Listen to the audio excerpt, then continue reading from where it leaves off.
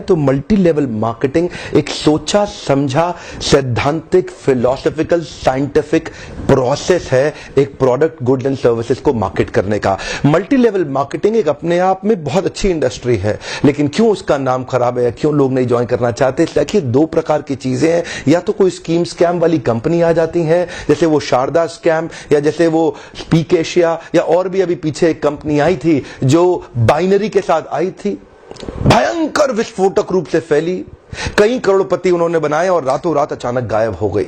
ऐसे एक्सपीरियंसेस ही आपको तंग करते हैं और परेशान करेंगे। ध्यान दीजिएगा, स्कीम और स्कैम इन्होंने मल्टी लेवल मार्केटिंग का नाम खराब कर दिया, वरना ये फुल प्रूफ पावरफुल एक ऐसी इंडस्ट्री है जो दुनिया में सबसे ज्यादा तेजी से सबसे अच्छे स्टेबल करोड़पति तैयार कर सकती है। ध्यान दीजिएगा, मल्टी लेवल मार्केटिंग बुरी नहीं है, इसमें दो चीजें खराब है। या तो वो कंपनी खराब है जो इसी माइंडसेट से आती है कि पैसा लूटो और निकल लो, या वो लोग जो फेलियर हो गए, इसमें सफल नहीं हो सके, बाहर जाके इसकी इतनी निंदा करते हैं और वो चाहते हैं कि आप ना जाएं, क्योंकि वो सफल नहीं हो सके इसलिए वो आपको भी सफल नहीं देखना चाहते। जिस प्रकार चैनल डिस्ट्रीब्यूशन एक प्रोसेस होता है, ऐसे ही मल्टी लेवल मार्केटिंग भी, नेटवर्क डिस्ट्रीब्यूशन भी एक प्रोसेस है। इसमें डिस्ट्रीब्यूटर इंडिविजुअल होते हैं जो सीधा मैन्युफैक्चरर से जुड़ते हैं और कंज्यूमर को माल पहुंचाते हैं। अब तो हमारे देश की सरकार ने भी इसको मान्यता दी है और हमारी देश की सरकार भी इसके लिए रेगुलेशंस लेके आई है। आपको ध्यान देना है कंपनी ज्वाइन करने से पहले कि वो कंपनी ठीक है कि नहीं है। आप लोगों ने मुझसे इतनी डिमांड करी, इस सब्जेक्ट पे इतनी डिमांड करी, आज मैं आपको फुल प्रूफ मेथड शेयर करता हूं कि कंपनी को समझिए पहले तीन चीजों से। पहला है कंपनी का पीपल एंड फिलॉसफी। जब आप कंपनी ज्वाइन करते हैं, जाते ही ये मत देखिए कमाई कितने होने वाली है, जाते ही ये मत देखिए कितनी जल्दी करोड़पति बन जाएंगे, जाते ही देखिए कंपनी के पीपल और फिलॉसफी कैसा है।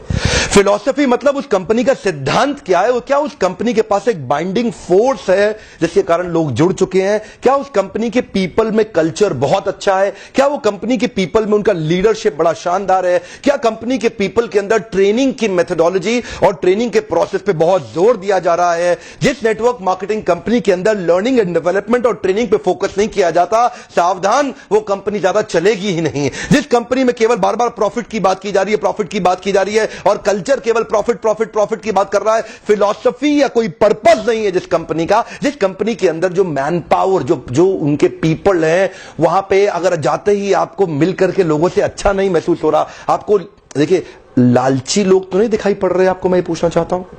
जहां आप जा रहे हैं हर समय पैसा पैसा पैसा तो नहीं कर रहे केवल, वो सपने होना एक अलग बात है, लेकिन कंपनी को किसी कारण से रन करना जो कि एक बाइंडिंग फोर्स बन जाता है ऑर्गेनाइजेशनल बिलीफ का, जहां पे लोग इकट्ठे जुड़ जाते हैं, बिना तनख्वाह के भी लोग मिलना चाहते हैं, बिना तनख्वाह के भी अपनी जेब से पैसा खर्च करके लोग आना चाहते हैं क्योंकि आके अच्छा लग रहा है। मल्टी लेवल मार्केटिंग के अंदर आप सफल हो या ना हो, लेकिन अगर वहां पे ट्रेनिंग अच्छी हो रही है आपकी, वहां पे लोग अच्छे हैं, उसकी फिलॉसफी, उसकी रूट्स बड़ी कैरेक्टर पे आधारित है, मोरालिटी पे आधारित है, वहां पे honesty, integrity, character, principles, values, ethics, इन पे बड़ा फोकस दिया जा रहा है, तो अगर आप विफल भी होगा तो भी कोई बात नहीं, आपको नेटवर्क मार्केटिंग जरूर ज्वाइन करना चाहिए क्योंकि ये आपकी डेवलपमेंट में बड़ा फोकस करेगा। इनफैक्ट अगर मेरी अपनी संतान होगी, मैं उसको भी नेटवर्क मार्केटिंग में कम से कम कुछ समय के लिए जरूर भेजूंगा, क्योंकि इससे इतना डेवलपमेंट हो जाता है जहां पे पीपल अच्छा हो और फिलॉसफी अच्छा हो, उन लोगों के बीच में आपका अपना ग्रोथ बहुत हो जाएगा। आप सफल हो या ना हो कोई समस्या नहीं है।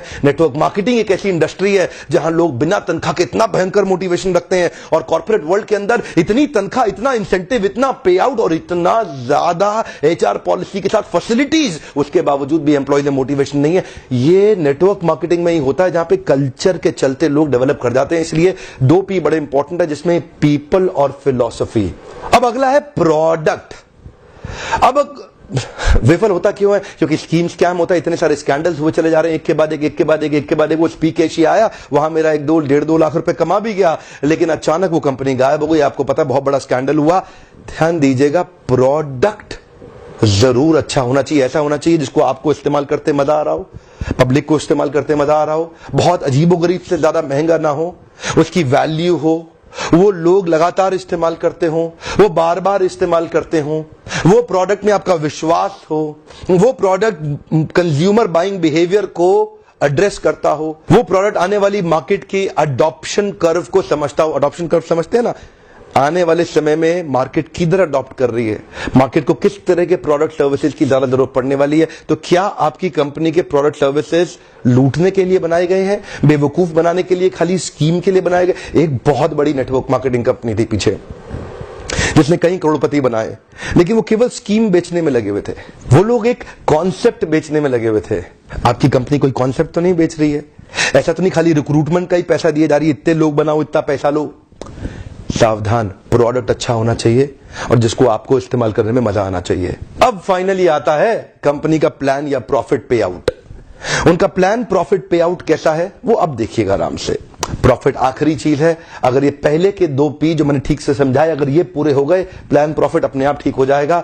आप थोड़ा सा बस देख लीजिए कि ऐसा तो नहीं है कि कंपनी साल के एंड में पैसा देती हो, आपको हर महीने या हर हफ्ते पे आउट मिल रहा है कि नहीं मिल रहा, वो एक इंपॉर्टेंट चीज है। और प्लान प्रॉफिट आपके लिए रीजनेबली अच्छा होना चाहिए। बाकी 2 चीजें अगर ठीक हुई, प्लान प्रॉफिट, कमाई की चिंता मत करिए, बहुत होगी। एक्चुअली नेटवर्क मार्केटिंग में पावर ऑफ कंपाउंडिंग काम करता है।